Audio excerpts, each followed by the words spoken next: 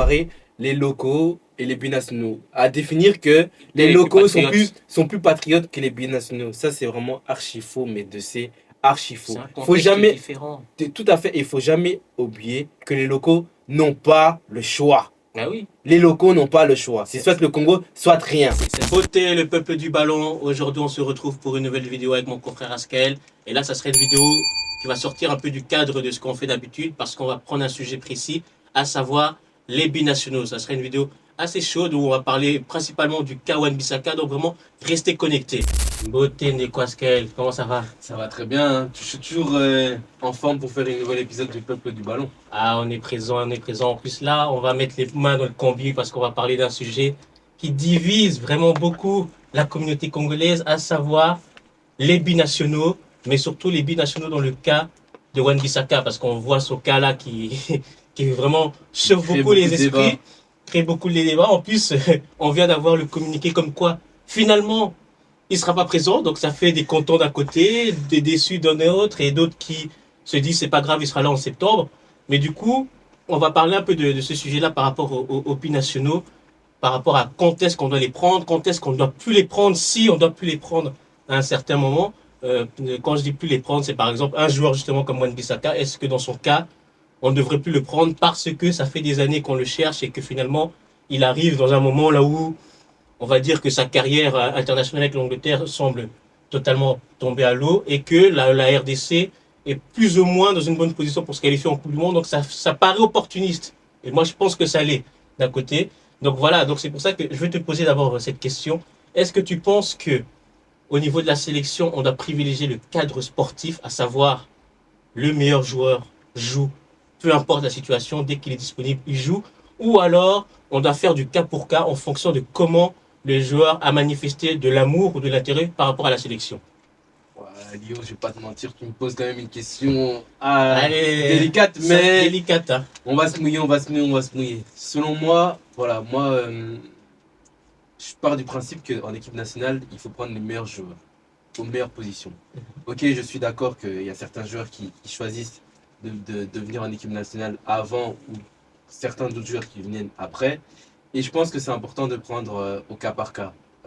Parce que voilà, il y a certains joueurs qui n'ont jamais fait de déclaration sur l'équipe nationale, d'autres qui en ont fait. Où je vais donner l'exemple concret de Dilou Kebakio, Ouais. qui a eu la possibilité de pouvoir jouer avec Toulouse grâce au fait qu'il était devenu international.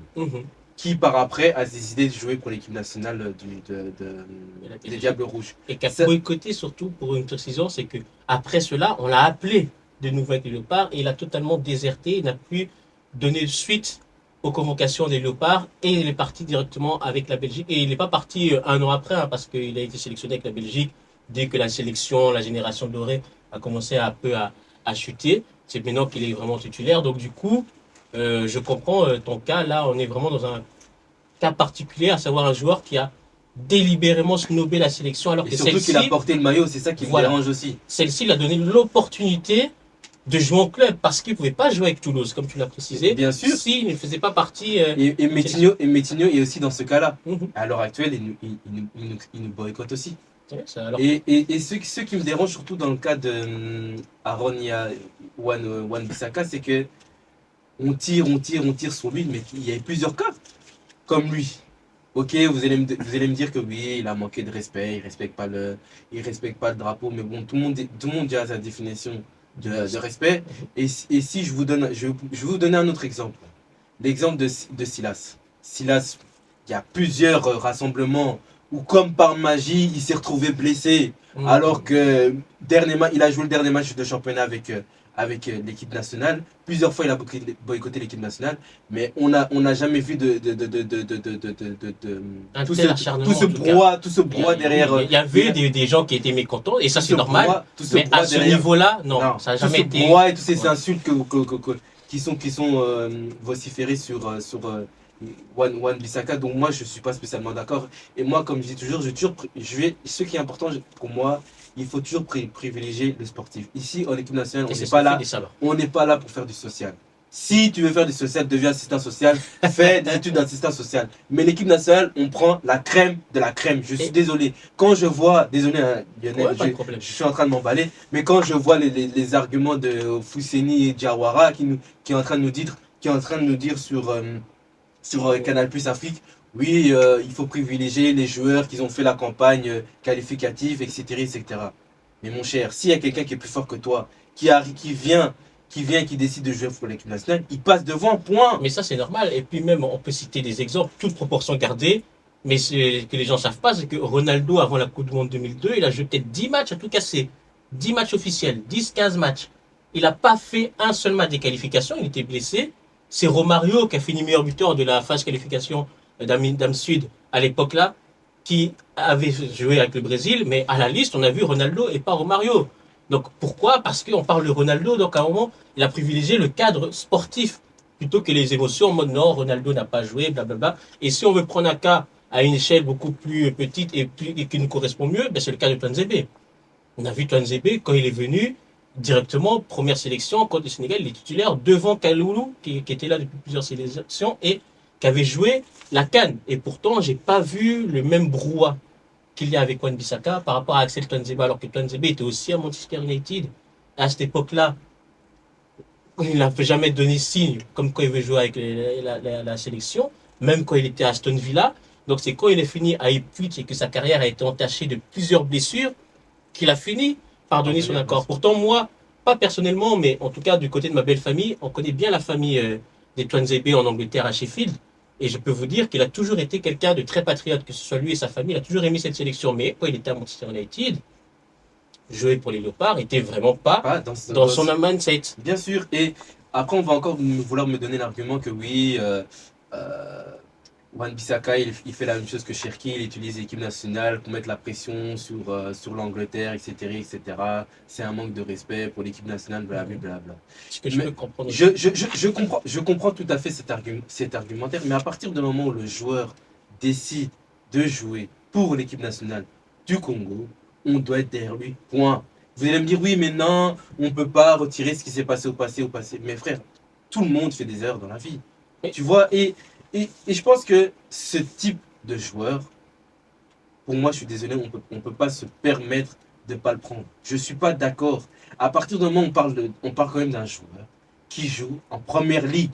Il joue en première ligue, titulaire indiscutable, et il a fini meilleur joueur de son équipe. Après, première Mettez un peu de respect à ce type de joueur. Vous pouvez me dire ce que vous voulez. Et moi, je pars du principe, à partir du moment où tu viens pour jouer pour l'équipe nationale, tu vas te donner à 100%. Moi, c'est ça. Maintenant, si on remarque sur le terrain qu'il a un comportement désastreux, on sera le premier, Mais bien le sûr, à premier critiquer. à Mais bien le sûr. critiquer et même Bien à le vouloir sûr. dehors. Mais pour l'instant, il n'a pas encore joué. Et puis là encore, en plus, le fait qu'il ne vienne pas par rapport à des réseaux et tout, ça c'est aussi quelque chose pour moi qui me dérange sérieusement. Oui, Mais on oui. va attendre. Et il y a aussi un argumentaire qui tourne beaucoup sur les réseaux sociaux. Et c'est pas que du côté congolais, mais on voit ça du côté africain en général. C'est d'imposer une limite d'âge pour les binationaux afin qu'ils se décident à temps pour rejoindre la sélection. Qu'est-ce que tu en penses, quoi? Moi, j'ai vu par exemple qu'après 23 ans, on devrait les interdire, blablabla. Bla, bla, bla. Pour moi, personnellement, je trouve ça ridicule. Parce que venir mettre un ultimatum à un joueur de faire un choix entre soit de faire une carrière en réalité c'est soit de faire une carrière internationale, soit pas en faire. Sur base de quoi? C'est ça qui me dérange et on connaît même pas à 23 ans dans quelle situation il se retrouve. Donc ça veut dire que voilà, on va donner un exemple d'un joueur, je sais pas moi, à 23 ans, il se blesse, il peut pas faire de carrière internationale ou il est encore dans l'hésitation entre soit la Belgique ou soit, je sais pas moi, un pays africain. Pour moi, on peut pas mettre une pression à un joueur à ce niveau-là parce que l'équipe nationale, pour moi, c'est une histoire de sentiments, c'est une histoire d'envie.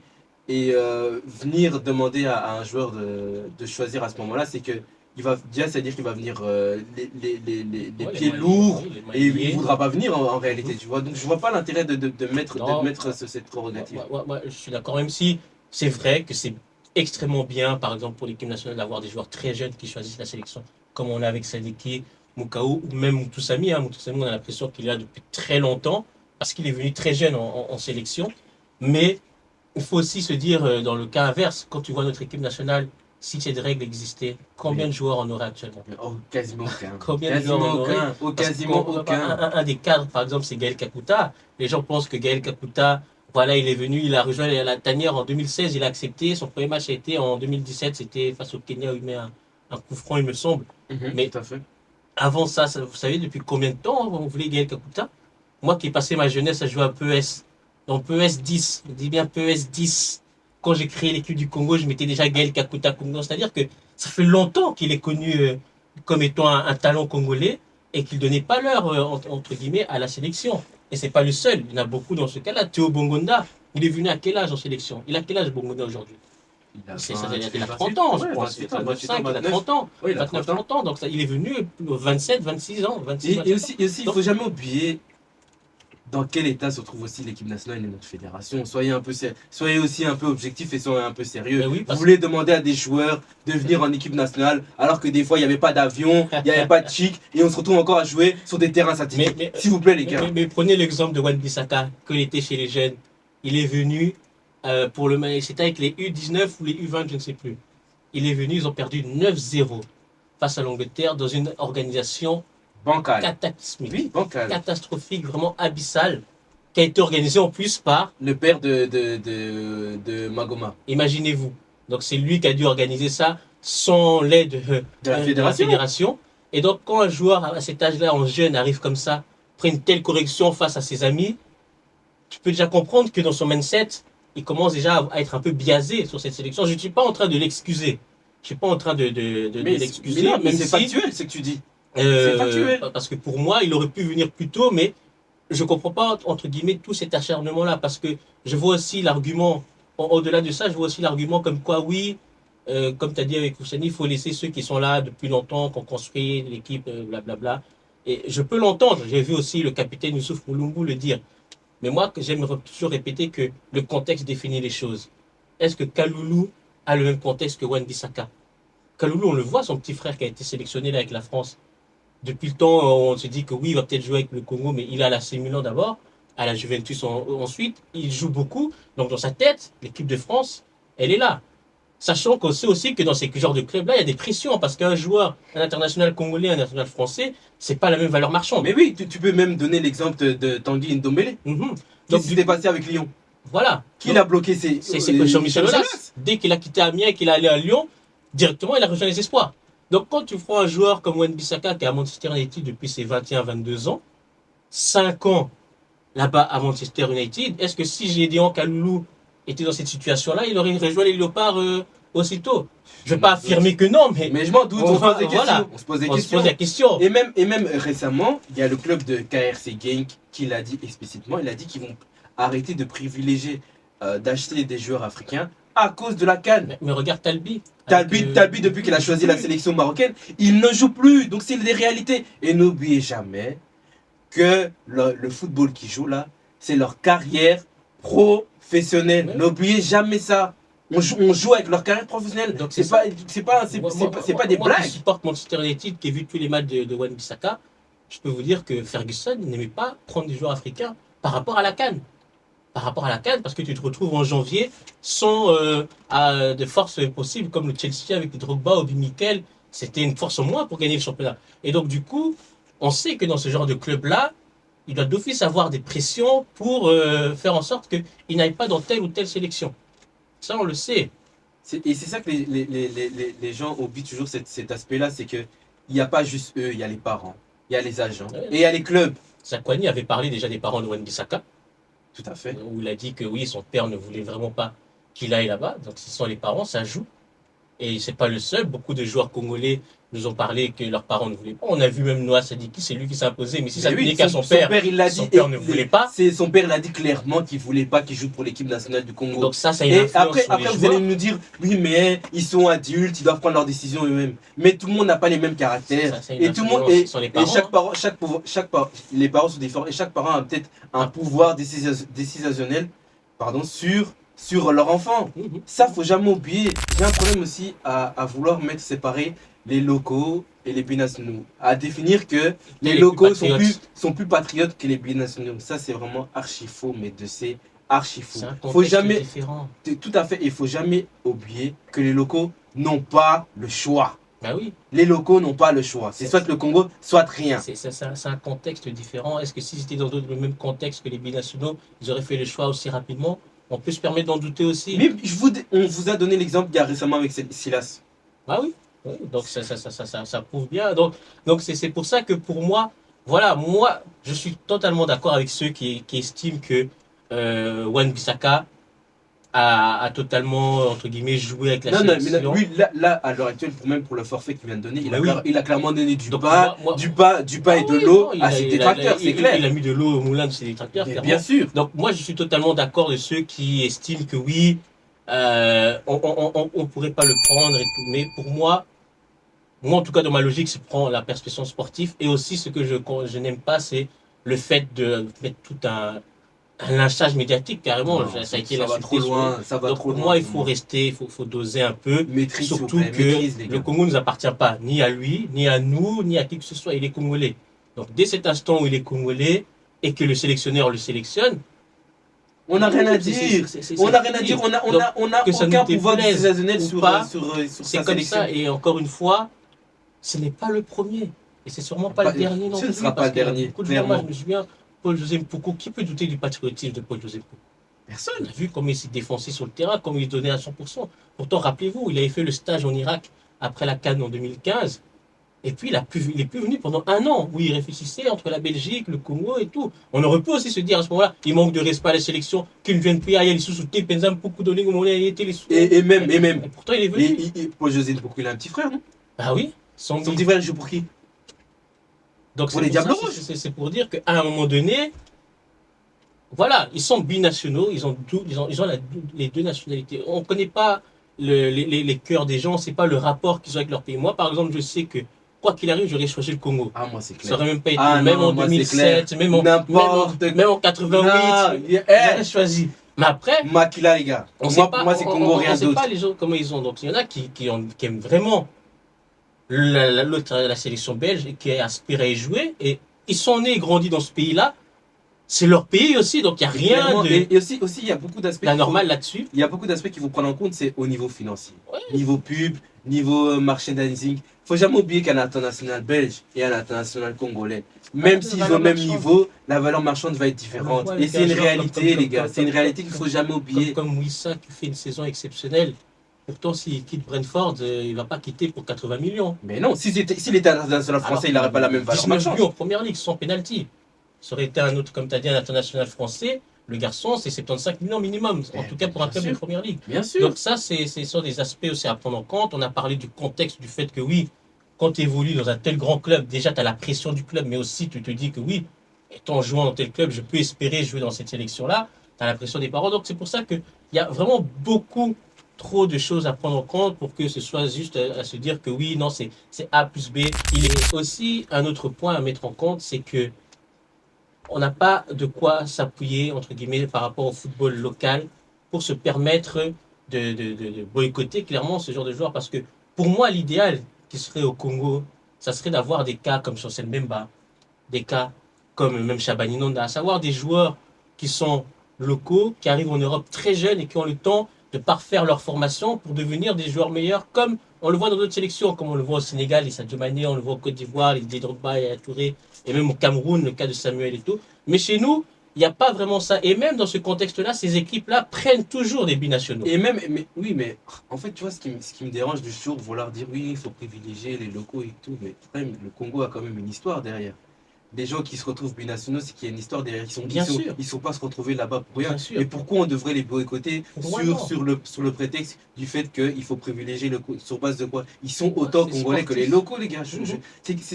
Cet argument-là me dérange fortement. Et aussi, qui plus est, ce que je voudrais aussi rajouter, c'est que notre fédération est au niveau zéro, les gars. Faut jamais oublier que notre fédération est nulle. Non, Est clairement. nulle. Et clairement. Alors actuellement, on est au niveau du Connor, les gars. Et dans tous les cas, quand on voit l'équipe qu'on a actuellement, les niveaux de l'équipe qui s'améliore saison après saison, même si on peut déplorer certains aspects comme par exemple le niveau de jeu, mais ça reste que pour l'instant le Congo est quand même dans une bonne situation sportivement, en tout cas au niveau de la sélection A.